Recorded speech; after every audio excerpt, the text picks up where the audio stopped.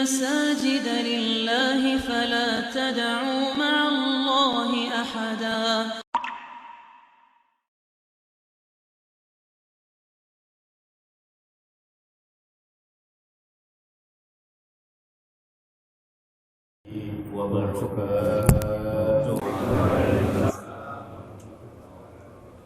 Al-Fatihah ila hadratin Nabi Muhammadinil Mustafa Rasulillah sallallahu alaihi wa alihi wasallam, summa ila arwahi ashabi Rasulillahi ajma'in, summa ila arwahi awliya'i wassalihin, summa ila arwahi arba'atil mujtahidina wal ulama'il amilin, summa ila ruhi khususan al-muallif hadzal kitab Mukhtarul Ahadisin Nabawiyah wal Waqib Masjid Al-Muhajirin, summa ila arwahi masyayikhina fid din, summa ila arwahi walidina wa walidikum wa amwatina wa amwatikum, anna allaha yataghashshahum birrahmati wal maghfirah, wa ila hadratin nabi lahum al-fatihah. A'udzu billahi minasy syaithanir rajim. Bismillahirrahmanirrahim. Alhamdulillahi rabbil alamin. Ar-Rahmanir Rahim. Maliki yaumiddin. Iyyaka na'budu wa iyyaka nasta'in. Ihdinas siratal mustaqim, siratal ladzina an'amta alaihim, ghairil maghdubi alaihim waladdallin. Amin. Bismillahirrahmanirrahim. Alhamdulillahi rabbil alamin. Wassalatu wassalamu ala sayyidina Muhammadin asyrafil anbiya'i wal mursalin wa ala alihi wa sahbihi ajma'in, amma ba'du. Rabbi shrah li sadri wa yassir li amri wahlul 'uqdatam min lisani yafqahu qawli. Wa qala Rasulullah sallallahu alaihi wasallam, man salaka tariqan yaltamisu fihi ilman sahhalallahu lahu bihi tariqan ilal jannah. Wa bis sanadil muttasili ilal imamil muallifi rahimahullahu ta'ala wa adaman naf'a bihi wa bi barakati ulumihi wa bikum fid daraini amin. Summa qala.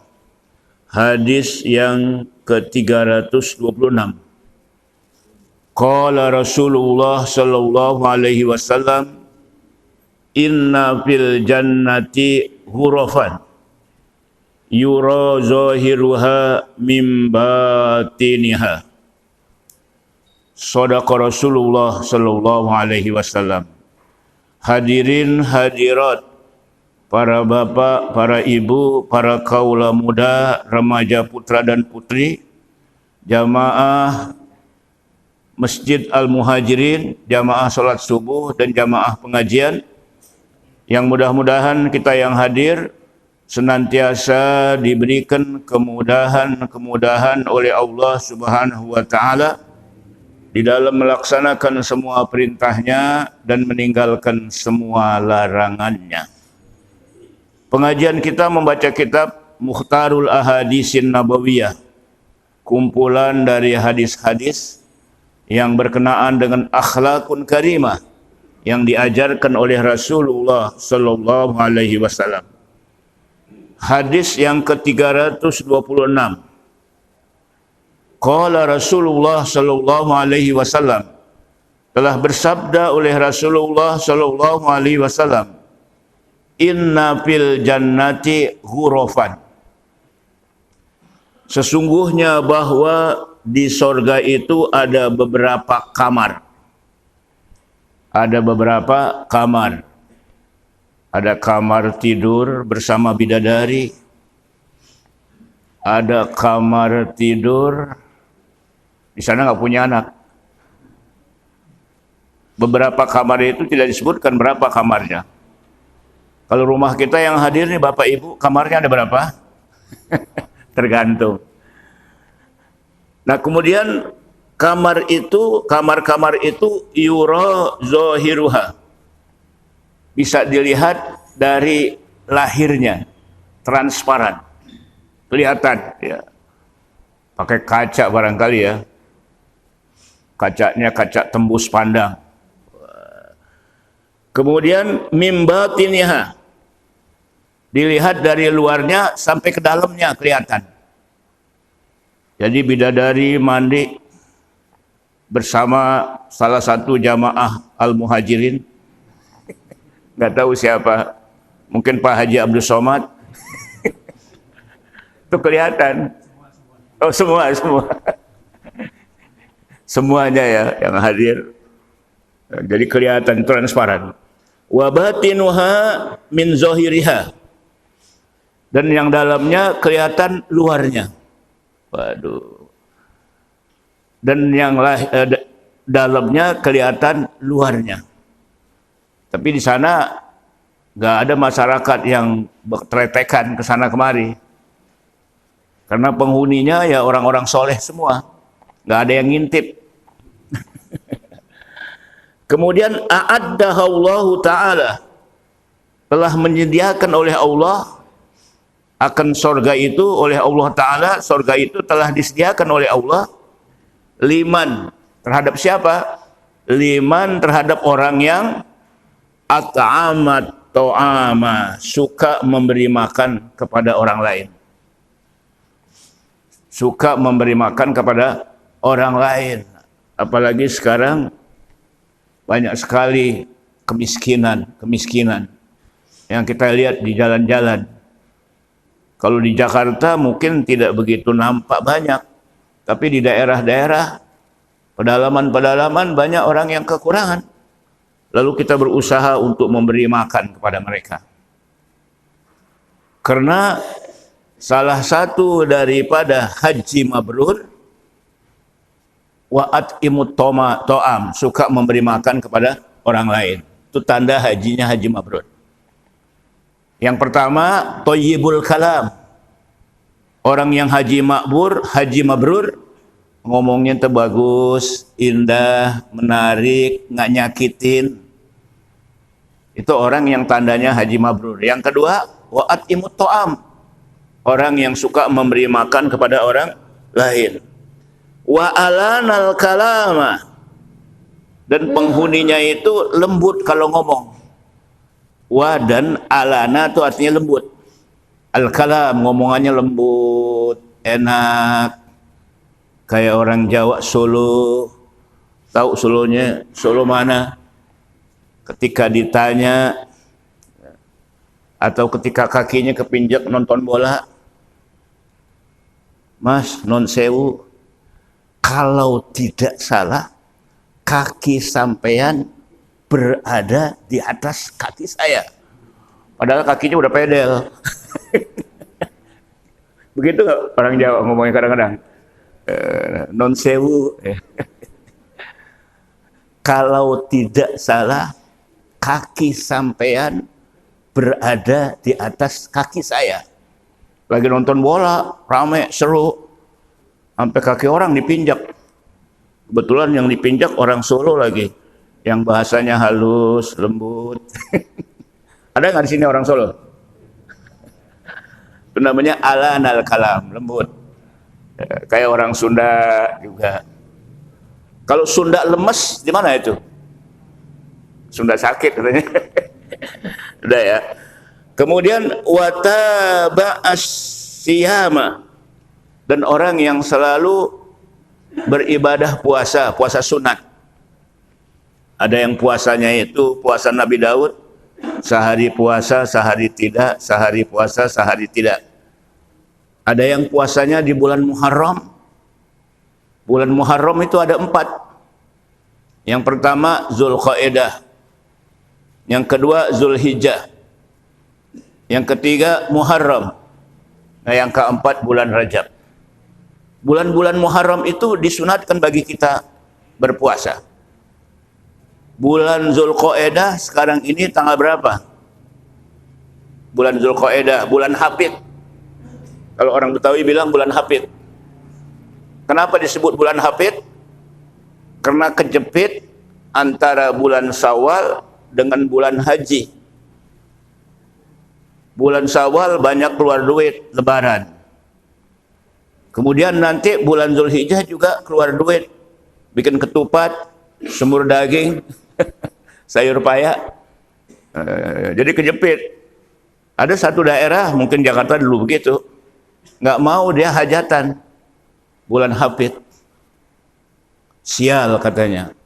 Padahal bukannya sial, keluar duit lagi.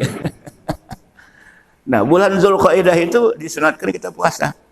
Sekarang ini tanggal berapa bulan Zulqa'dah? Tanggal 29 ya.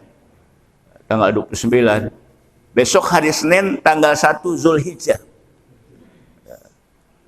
Maka Nabi SAW bersabda bahwasanya hari-hari yang lebih afdal, lebih dicintai di sisi Allah Subhanahu wa taala yaitu berpuasa 10 hari atau beramal soleh 10 hari di bulan Zulhijjah.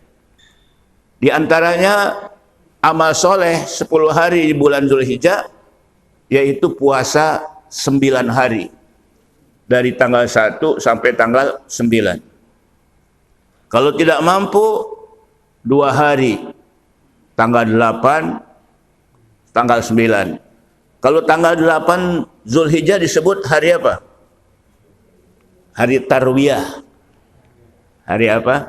Tarwiyah. Kalau tanggal 9 Zulhijjah disebut hari apa? Arafah. Saat orang-orang yang melaksanakan ibadah haji kumpul di padang Arafah. Ya. Itu ada yang program Tarwiyah. Jadi calon-calon jemaah haji itu yang diberangkatkan di masing-masing hotel pada tanggal 8 Zulhijjah ke Arafah dengan pakaian ihram, dengan niat haji. Ya, labbaika Allahumma hajjan. Saya memenuhi panggilanmu ya Allah untuk melaksanakan ibadah haji. Di satu sisi ada juga yang mengambil program Tarwiyah. Jadi nggak langsung ke Arafah, tapi ke Mina dulu. Ada yang begitu. Tapi program pemerintah langsung ke Arafah. Nah, jadi kita puasa. Kalau nggak mampu, Arafah aja puasa. Mampu nak yang hadir ini puasa dari tanggal 1 sampai tanggal 9? Potongannya mampu semuanya. Biasanya yang rajin puasa itu bapak-bapak apa ibu-ibu? Ini sebenarnya doa kan. Jadi kalau kita beramal soleh pada tanggal 10, pada 10 hari bulan-bulan itu tadi Zulhijjah, ya. Kemudian itu lebih afdol daripada amal-amal soleh lainnya. Kemudian sahabat ada yang tanya, ya Rasulullah, walal jihad fisabilillah, juga tidak jihad fisabilillah? Rasulullah jawab, walal jihadu fisabilillah, tidak juga jihad fisabilillah, itu kalah jihad fisabilillah. Illa kecuali rajulun, seseorang, kharaja binafsihi wa malihi walam yarji bisai'in, kecuali seseorang yang berjihad di jalan Allah, membawa dirinya, membawa hartanya, enggak pulang lagi. Artinya enggak pulang lagi apa? Meninggal dunia, kecuali itu. Itulah nilai ibadah di bulan Muharram, yaitu bulan Zulhijjah di antaranya. Jadi wataba asyam, dan yang masuk surga itu dia yang selalu di samping ngomongannya lancar, lembut, diiringi dengan ibadah puasa. Wa shalla bil lail, dan rajin salat malam, tahajud. Aqimis salat, aqimis salata liduluki syamsi ila ghasaqil lail wa qur'anal fajri inna qur'anal fajri kana mashhuda. Apalagi terus. wa minal laili fatahajjad bihi nafilatan lak asa ayyab'asaka rabbuka maqamam mahmuda. Di antara sebagian malam, ya, maka bertahajudlah kamu, yang merupakan sunat tambahan buat kamu. Mudah-mudahan dengan tahajud itu Allah angkat kamu dalam kedudukan yang terpuji. Jadi orang yang istiqomah salat tahajud, kedudukannya baik dunianya maupun akhiratnya mahmuda, terpuji. Ini yang hadir semua rajin enggak salat tahajud? Alhamdulillah. Wa shalla bil lail wan nasu niyamun. Sementara orang pada tidur, kita salat. Bisa salat jam 1 malam, bisa jam 2 malam, bisa jam 3 malam, bisa juga jam 4 ya, menjelang subuh. Ya Allah, nikmat sekali itu. Ya, kita salat banyaknya itu seberapa aja, tapi kita salat yang pertama salat sunat wudu, yang kedua salat sunat taubat, yang ketiga salat sunat hajat, yang keempat salat tahajud, kemudian yang kelima salat witir. Kalau kita udah witir, nggak perlu witir lagi. Habis salat isya witir, nanti salat tahajud nggak perlu witir lagi. Salat sunat hajat, sujud terakhir kita minta. Pakai bahasa Indonesia boleh, asal dalam hati. Minta supaya anak kita yang sedang belajar lulus ujiannya. Minta kepada anak kita yang baru saja lulus cepat dapat pekerjaan. Minta anak kita yang belum ada jodohnya supaya dapat jodohnya. Minta suami kita supaya jangan jodoh. Jadi permintaan kita dikabulkan waktu salat tahajud itu. Rawahu Tirmizi an Ali radhiyallahu anhu. Hadis riwayat Imam Tirmizi dari Ali radhiyallahu anhu. Ini hadis yang ke-326. Paham ya hadis yang ke-326? Bisa ngamalin? Insya Allah. Sekarang hadis yang ke-327. Qala Rasulullah sallallahu alaihi wasallam, telah bersabda oleh Rasulullah sallallahu alaihi wasallam, inna fil jannati daron. Sesungguhnya di dalam surga ada suatu rumah, suatu istana. Ya, yuqalu laha, dinamakan atau dikatakan laha bagi surga itu, ya, Darul Parhi. Darul Parhi itu artinya tempat atau rumah kegembiraan. Ya, kalau kita ada rumah Al-Quran, ya, rumah apalagi terus. Nah, dalam surga itu ada dar, rumah yang namanya Al-Farahi. Rumah kegembiraan. La yadkhuluha, tidak ada yang masuk ke dalam rumah kegembiraan itu illa, kata Rasulullah, kecuali man farrohas sibyan, orang yang menggembirakan anak-anak. Artinya bercanda sama anak-anak, anak-anak itu senang. Atau anak-anak kalau ada duit kita kasih recehan, dia senang, cium tangan. Ya, cucu kita nih kalau yang sudah tua-tua, ini cucunya rata-rata berapa orang nih anak-anaknya, cucunya? Banyak lah ya. Cucu saya ada 5, istri 1. Cucunya 5. Ya Allah, kalau istri 2, cucunya berapa? Jadi ada Darul Farhi. Dar itu artinya rumah atau tempat, Al-Farhi itu gembira, senang. Siapa yang menggembirakan itulah menggembirakan anak-anak, dialah yang ada di Darul Farhi. Ini kata Rasulullah sallallahu alaihi wasallam. Jadi yang masuk ke dalam surga itu man farrohas sibyana, orang yang suka menyenangkan, menggembirakan anak-anak kecil. Ya, kalau kita nih yang udah punya cucu kan kita gendong anak, kita jontun, kita ajak main. Ya Allah, kayaknya nih wajahnya wajah yang punya cucu semuanya ini. Ya saya kira itu hadis yang berapa tadi? 327. Udah paham tuh maksudnya.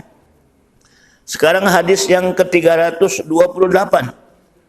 Qala Rasulullah sallallahu alaihi wasallam, telah bersabda oleh Rasulullah sallallahu alaihi wasallam, inna fil jannati, sesungguhnya di dalam surga, baban, ada suatu pintu.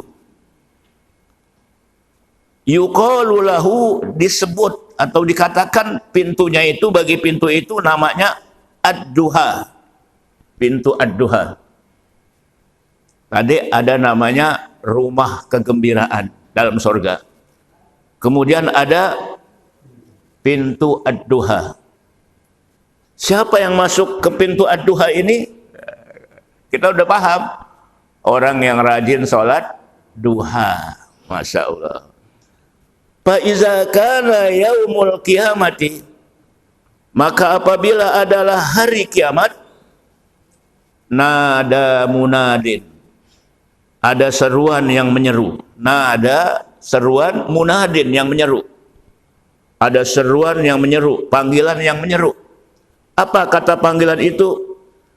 Ainal ladzina kanu, di mana orang-orang yang adalah mereka itu yudawimuna, senantiasa melazimkan, ya, melazimkan alaya sholatil, alaya bukan alaya, ala sholatid duha, mewajibkan sholat duha. Sholat duha itu jam berapa pagi? Jam 8 udah boleh, jam 7 udah boleh. Tapi yang abdol agak siang, sekitar jam 10. Matahari sedang mencorong, ketika anak-anak onta pada berlarian karena panas, itu yang afdol. Berapa rakaat sholat duha? 8 rakaat. Ya, 8 rakaat. Kita kerjakan 2 rakaat, 2 rakaat, atau sekaligus 4 rakaat, 4 rakaat, boleh. Istiqomah itu.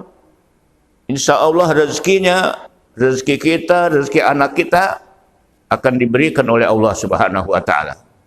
Karena doanya kan Allahumma inna duhaa duhauka wal bahaa bahauka. Allahumma in kana rizki fis sama, ya Allah, seandainya rezeki saya ada di langit, fa anzilhu, turunin. Wa in kana fil ardi fa akhrijhu, kalau rezeki saya ada di bumi, keluarin. Wa in kana ba'idan faqarribhu, kalau rezeki saya jauh, deketin.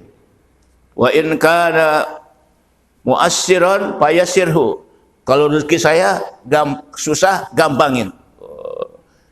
Nah, maka kalau kita berdagang, berusaha, rajin sholat duha, insya Allah rezekinya yang jauh dideketin, rezekinya yang susah digampangin.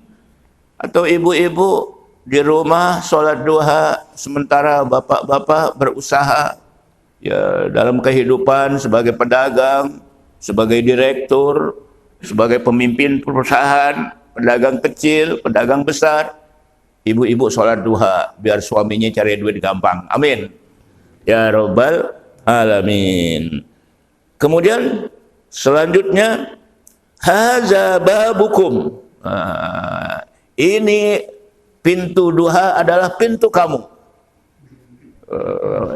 Pintu apa? Mana? Kan ada di sini itu. Haza babukum, kan? Nggak ada aina lagi kok.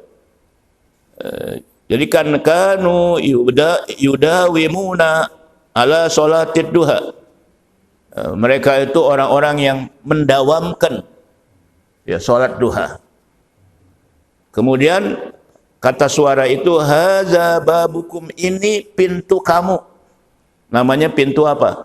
Duha. Fadkhuluhu, silahkan kamu masuk lewat pintu duha. Birahmatillah, dengan kasih sayang Allah Subhanahu wa taala. Jadi pintu-pintu banyak sekali dalam surga itu. Ada yang namanya Babur Royan. Itu Babur Royan, pintu spesial orang yang masuk situ, orang yang apa itu? Ahli puasa. Orang yang ahli puasa, baik puasa yang wajib maupun puasa yang sunat, pintunya namanya Babur Royan. Dan ketika kita masuk ke pintu itu, harus bawa pasportnya.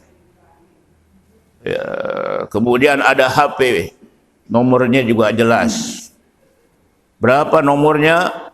44342. 44342. Nomor apa itu? Jangan salah pencet. Kalau dia sholatnya cuma 2 waktu, dipencet-pencet, pintu itu kagak kebuka. Bahkan bukan dipencet, cuma digituin aja, terbuka pintu.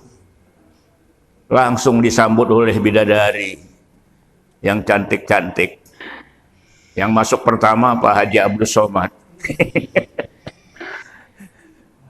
Bersama istrinya lagi. Dan nggak ada cemburu di sana, di sorga. Bebas. Nggak ada cemburu di sana itu.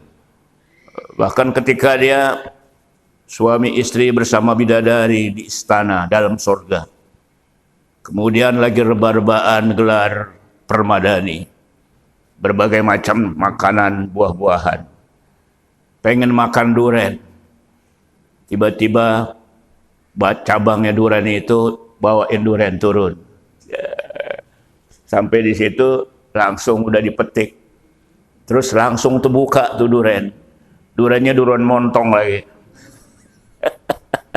Makan berduaan suami istri sama bidadari. Ya, begitu habis makan, kulitnya ini, kulit durian dibuang kemana ini? Karena di sana nggak ada bak sampah. Karena bak sampah kan kotor.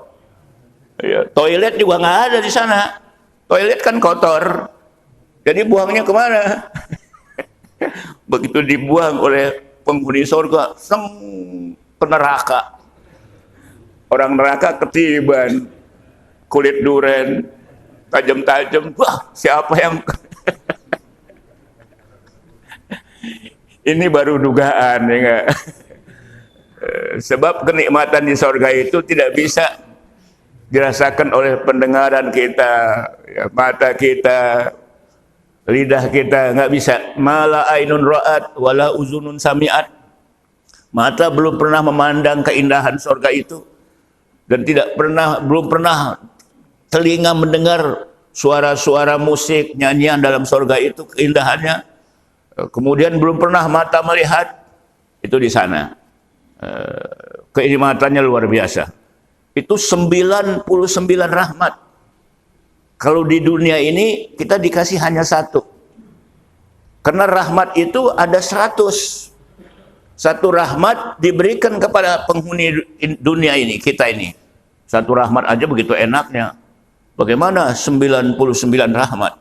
Luar biasa. Mudah-mudahan kita semua masuk surga. Amin ya rabbal alamin. Rawahu Tabarani an Abi Hurairah radhiyallahu an.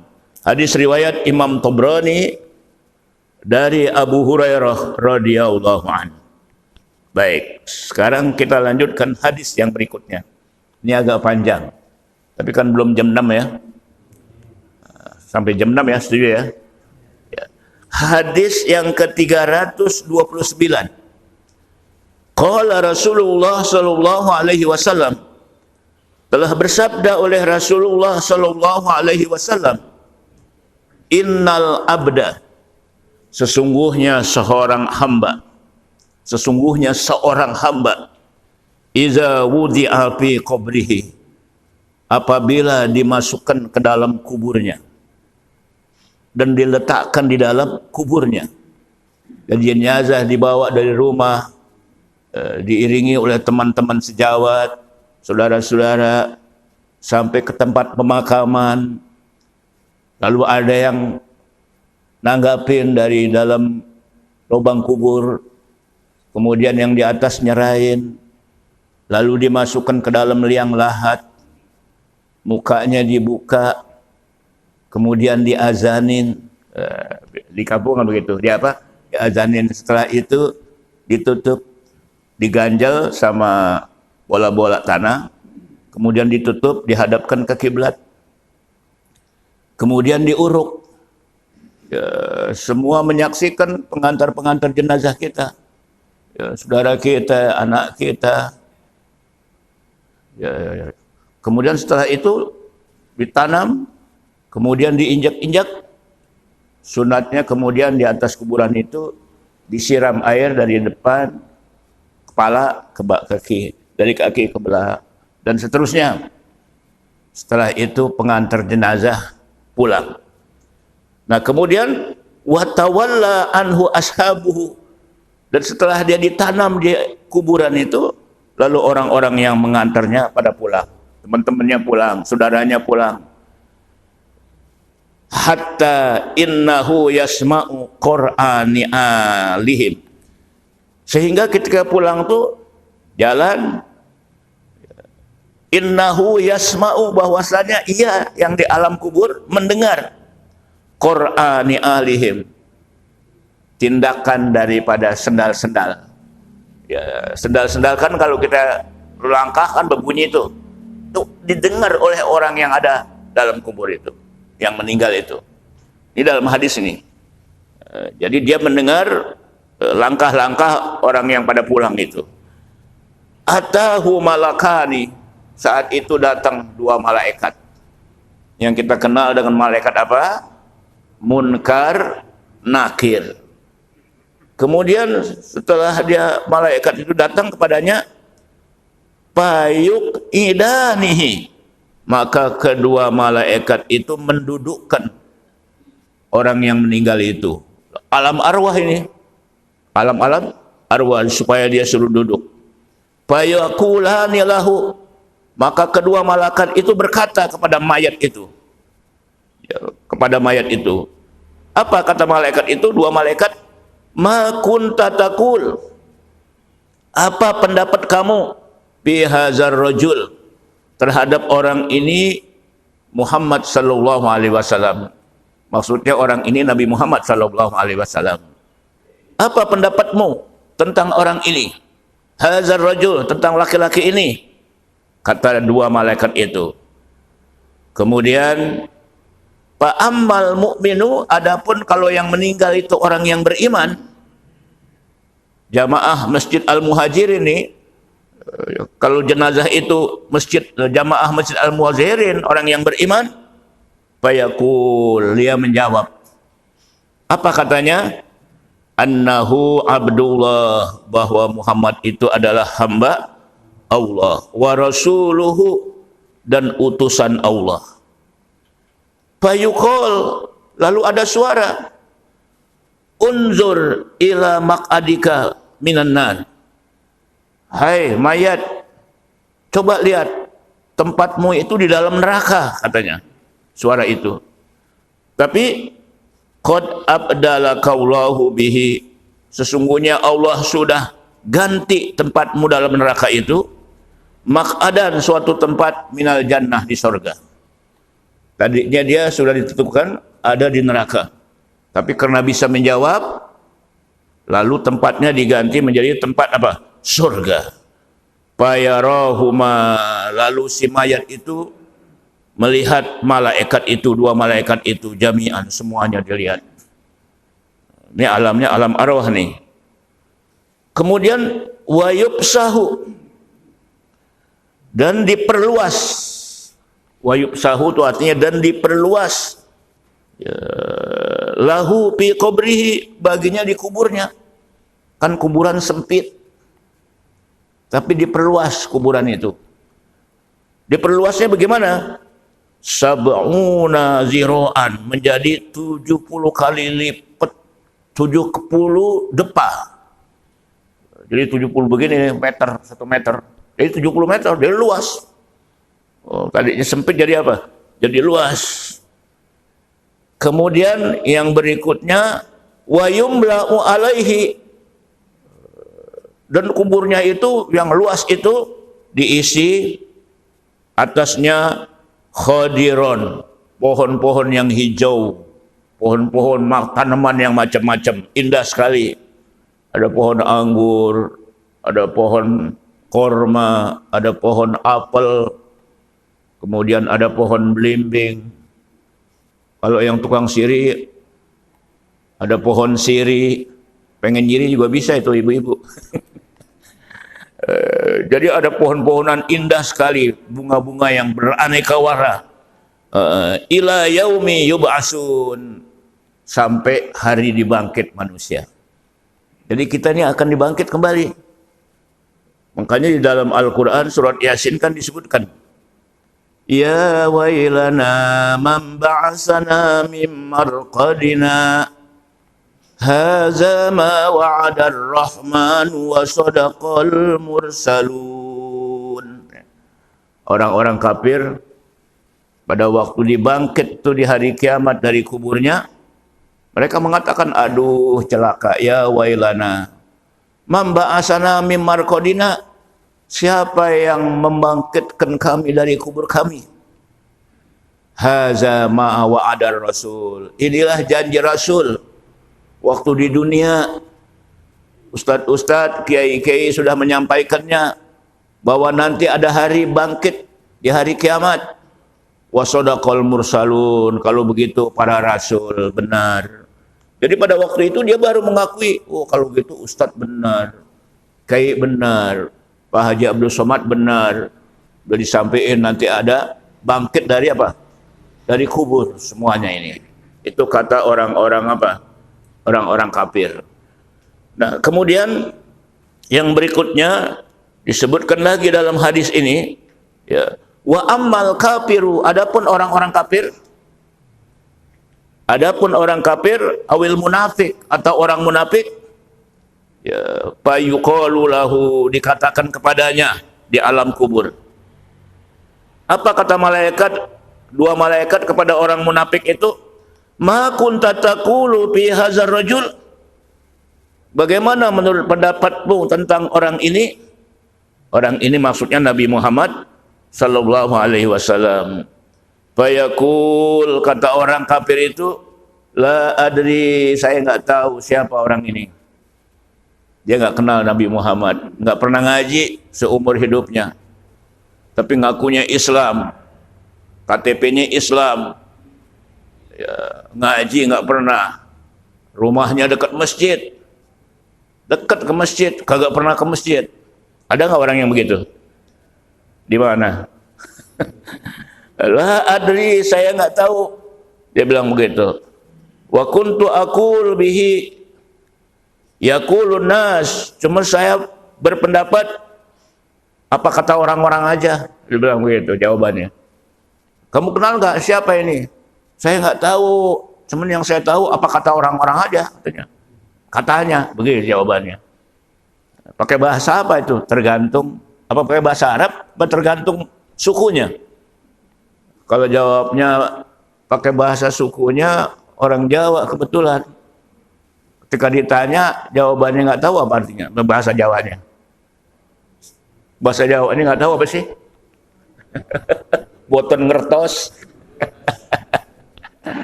Tuk nyaho, dia bilang gitu. Kalau orang Inggris bilang, I don't know. Tapi bahasa sana, bahasa yang kita belum tahu seperti apa. Tapi dalam hadis, bahwa bahasa di akhirat itu adalah bahasa Arab. Bukan bahasa daerah, bukan bahasa bangsa, tapi bahasa Arab. Kita nggak bisa bahasa Arab, Ustaz. Otomatis di sana bisa. Kenapa? Karena rajin sholat. Sholat itu pakai bahasa apa? Bahasa Arab. Walaupun kita nggak belajar bahasa Arab, nanti di sana bisa. Asal kita rajin sholat. Nah, kemudian yang berikutnya, apa? Yuqalu lahu. Maka ada yang ngomong kepada dia itu, si mayat itu yang ditanya oleh dua malaikat. Apa? Katanya, la daroita wa la talaita. Kamu nggak tahu ya? Kamu nggak baca, kamu nggak ngaji. Gitu kalau bahasa kita. Summa, kemudian orang kafir dan munafik itu yutrobu bimitrokim min hadidin, dipukul dengan godam yang terbuat dari besi, dan godamnya itu gede. Godam itu palu yang gede. Ya, begitu dipukul dengan palu yang besar itu mendem 7 lapis bumi. Kemudian dicongkel lagi, tut. Dia lagi seperti biasa. Kemudian dipukul lagi, begitu seterusnya itu. Karena dia tidak bisa menjawab. Dorbatan, pukulan itu baina uzunaihi, di antara dua telinganya. Di antara dua telinganya berarti sini ya kali ya. Ini kan telinga nih dua. Di depan sini dia hantamnya. Ini menurut hadis dihantam di antara dua telinganya. Kemudian payasihu, maka dia teriak itu. Mayat itu apa? Teriak. Karena di alam barzah itu soihatan, akan teriakan yang mengerikan. Yasma'uha mayyalihi, teriakan itu didengar oleh makhluk sekelilingnya. Di kober itu, di pemakaman, makhluk yang sekelilingnya mendengarnya itu. Ya, ghairas saqalain, kecuali manusia dan jin nggak dengar. Kita ini nggak dengar itu teriakan. Ya, jin juga nggak dengar teriakan itu. Kalau makhluk lain ada kucing lewat, nangis tuh kucing, takutan. Lewat ular juga begitu. Jadi makhluk-makhluk selain manusia dan jin mendengar suara teriakan orang yang disiksa oleh dua malaikat.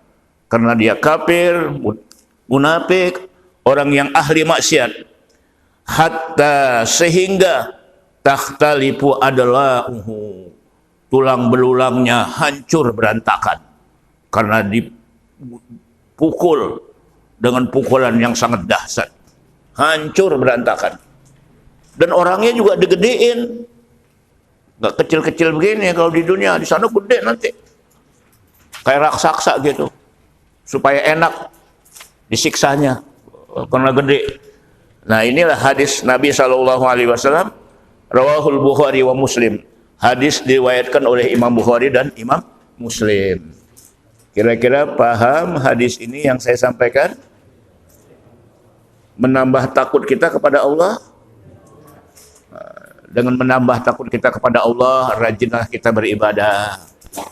Hindarkan dosa-dosa yang pernah kita lakukan. Tobat. Mohon ampun kepada Allah Subhanahu wa taala. Karena yang menyampaikan ini adalah Rasulullah sallallahu alaihi wasallam. Pasti benarnya. Nah, oleh karena itu setelah kita dengar ini, kita bertambah takut kepada Allah. Kematian itu datang tiba-tiba. Tidak bisa dilihat penampilan seseorang sehat atau sakit. Ada orang yang sehat walafiat, aktivitasnya begitu energik, tapi tiba-tiba begitu pulang, perutnya sakit. Kemudian setelah itu, inna lillahi wa inna ilaihi raji'un. Tidak mengenal umur, tidak mengenal usia. Biar gagah juga nggak tahu kapan meninggalnya. Kullu nafsin dha'iqatul maut. Setiap yang bernyawa pasti menemui kematian. Saya kira cukup. Hadis ini riwayat Imam Bukhari dan Muslim. Hadis sahih ini, Bukhari Muslim. Sudah ya? Sudah paham nih semuanya? Nanti kita beramal soleh dengan puasa. Kalau bisa 9 hari. Kalau nggak bisa 2 hari. Kalau nggak bisa juga 1 hari. Kalau 1 hari nggak bisa, kebangetan. Karena nanti tanggal 10-nya Lebaran, Idul Adha. Kemudian kita menyembelih hewan korban. Al-Muhajirin udah berapa ekor sapi? 6 ya. Banyakan mana sapi sama kambing? Wah, jarang yang pakai kambing, pada takut, darah tinggi. Kebanyakan musola masjid, sapinya banyak, kambingnya berapa? 3 ekor katanya. Emang kenapa sih? Pada takut katanya makan kambing. Kalau saya malah senang kambing. Enakan mana daging kambing sama daging sapi? Kalau saya bilang sih kambing ya. Cuman orang-orang tua ini pada kagak berani kali ya. Baik, sebelum kita doa, kalau ada yang mau tanya silakan. Ibu Hajjah mau nanya Bu, silakan.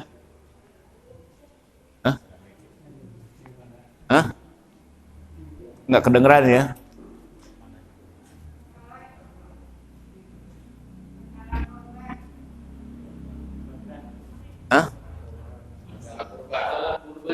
Oh, korban, masalah korban. Iya, iya, iya.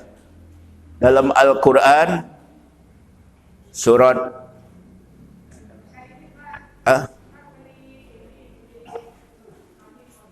iya.